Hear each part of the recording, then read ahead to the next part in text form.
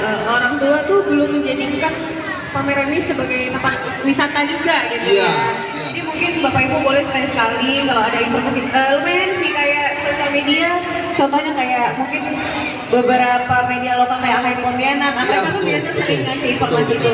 Boleh sesekali sebulan 3 kali ya Iya. bawa anaknya pergi ke Karbon kemana, Iya. nah itu kan untuk apa ya, melatih motorik mereka Iya, juga iya. lah, melatih Iya, iya. ketarikan juga. Tapi nih Bang, saking skeptisnya orang kadang-kadang kok ada pikiran kayak seni bisa nggak sih jadi jalan, itu kan masih jadi pertanyaan sampai sekarang, padahal memang bisa. Iya, betul. Memang bisa. Tapi pasti ada tantangannya. Iya. Menurut Abang tantangannya apa? Tantangannya kalau tantangannya wah ini agak ini ya Yang apa? Sharing. Yang orang punya tantangan. Nah, Iya. tantangan abang di bidang apa?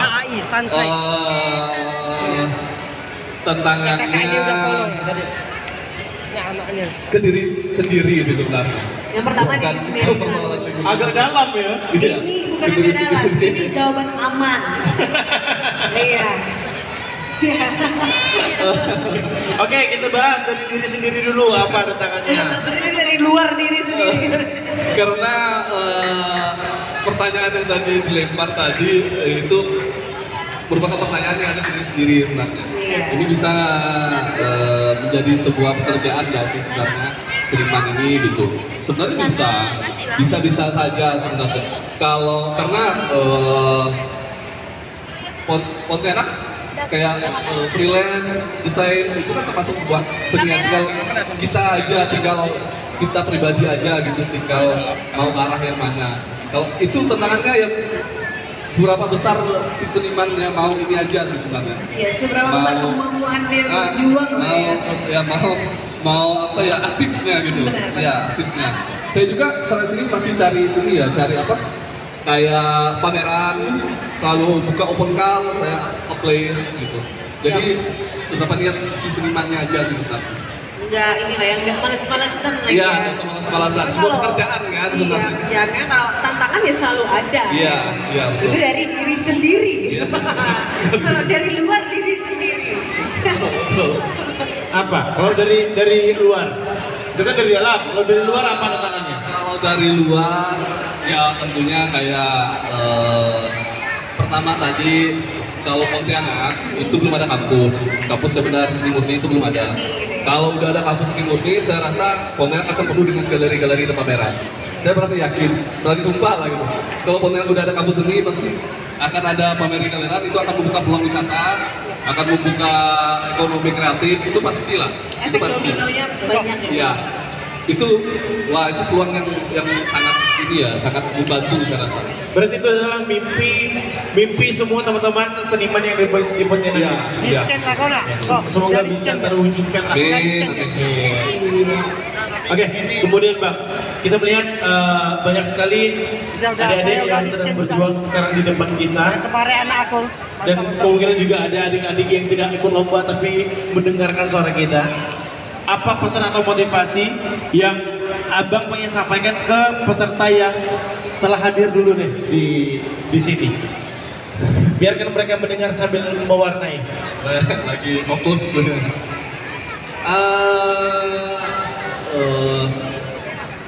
Buat adik-adik yang lagi fokus di bawah,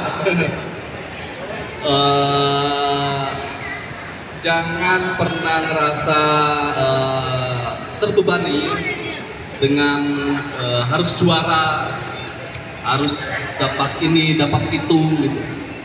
Karena kalau jika dia terbebani, karyanya itu pasti akan jelek karena dia tidak jujur gitu. Dan juga buat orang-orang tuanya yang ada di sekitar adik-adik yang ada di bawah sini, ketika anaknya tidak juara, jangan menganggap karya anaknya kayaknya perlu berlatih lagi. Jangan pernah seperti itu gitu, karena saya seniman aja tidak tiap hari saya bikin karya itu bagus gitu. Tidak tiap hari gitu. Iya. Enggak bagus mulu gitu. Iya. Jadi bisa jadi hari ini karyanya bagus, Bisa jadi besoknya karyanya kurang bagus karena ini proses ya. Ini akan menjadi proses bagaimana anak-anaknya tumbuh nanti. Karena banyak seniman-seniman hebat di Indonesia pun setiap lomba dia tidak pernah juara, tapi ujung-ujung jadi seniman hebat. Itu banyak kasusnya. Malah yang dulu sering lomba, sering menang, dia tidak jadi seniman gitu. Jadi jangan jadikan ini kompetisi yang tergila-gila atau bagaimana, tapi bagaimana melihat proses kreatif anak-anaknya. Dengan anak-anaknya mau melukis dan mewarnai, itu sebuah hal yang baik gitu, hal yang baik dan hal yang pantas untuk diapresiasi. Jadi jangan pernah menekan anak-anak menjadi sebuah kompetisi yang gila-gilaan, itu jangan gitu. Ini adalah proses kreatif yang menurut saya pantas kita syukuri lah. Di sini anak-anak punya imajinasi, punya kreasinya, dan akhirnya membuat kesenangan pribadinya, menghilangkan stres dan segala macam gitu. Itu aja sih kalau menurut saya. Oke, terakhir Bang. Oke. Gimana melihat Abang melihat peran brand ya kayak Miso ini Oke. dalam mendukung kreativitas lokal melalui event mewarnai seperti ini?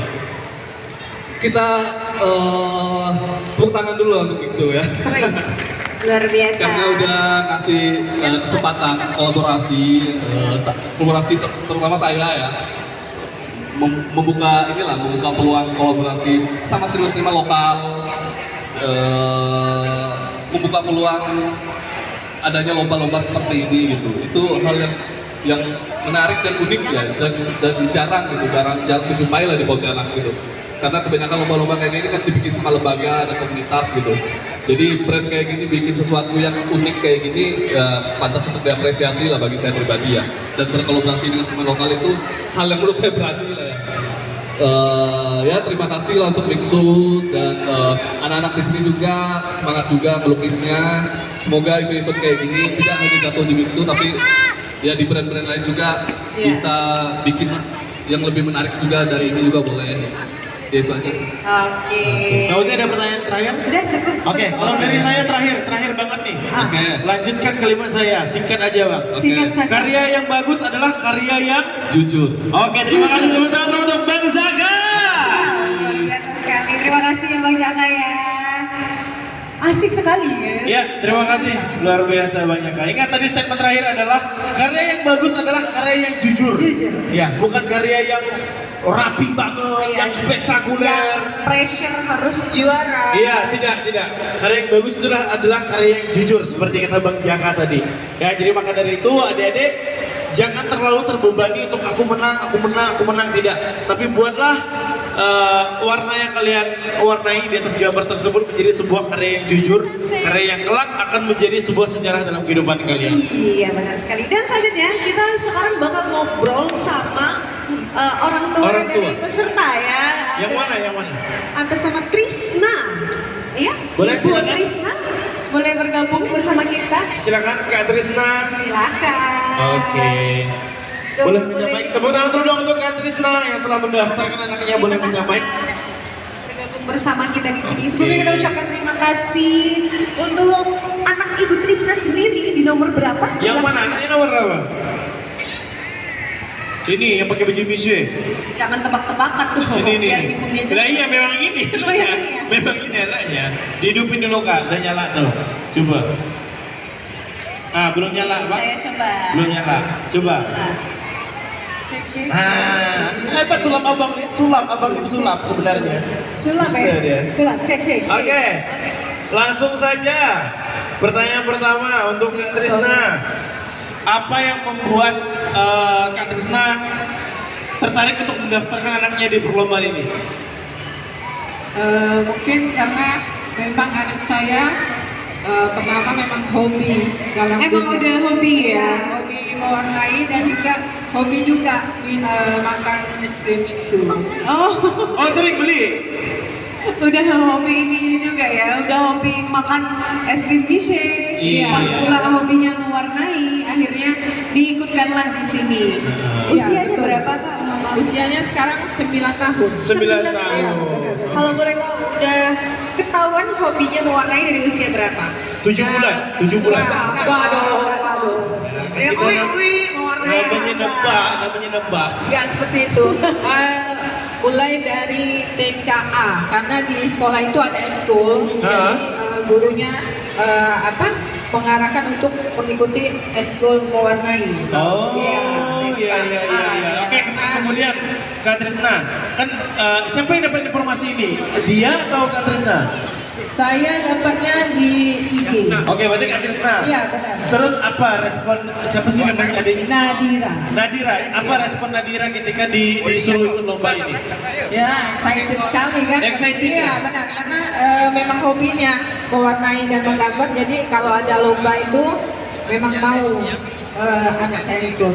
Oh, berarti lomba apapun yang mewarnai si Nadira ini memang sering ikut lomba. Iya, selain lomba mewarnai juga ada lomba-lomba lain yang sering dia ikut. Oke, ada lomba lain juga. Apa itu? Fashion show. Fashion show Oh, juga fashion show. bisa. Kemudian berceloteh. Oh, berceloteh. Iya. Berceloteh. Kemudian ada juga ikut sanggar nari. Oh, tarian juga. Dan juga ada teater. Teater, wow, berakting, keren banget. Nah, pertanyaannya gini nih Kak Trisna. Apakah itu Kak Trisna arahkan ikut-ikut yang ini atau dia misalnya ngeliat nonton TV kah atau misalnya lagi jalan-jalan di Gaya ngeliat ada penampilan dia, aku mau dong coba kayak gitu. Nah, itu gimana? Kadang anak-anak ini diajak temannya, misalnya kan temannya nari ikut ke teater, diajak gitu kan, mau nggak ikut ya. Saya sebagai orang tua selama anak itu mau, ya tetap saya dukung. Ya seperti itu, tetap didukung. Oke, baik. Kemudian Kak Trisna ini kan sebagai orang tua yang juga kebetulan mendukung minat dan bakat anaknya. Apa sih yang biasa dilakukan oleh seorang ibu untuk anaknya dalam rangka mendukung bakatnya si anak?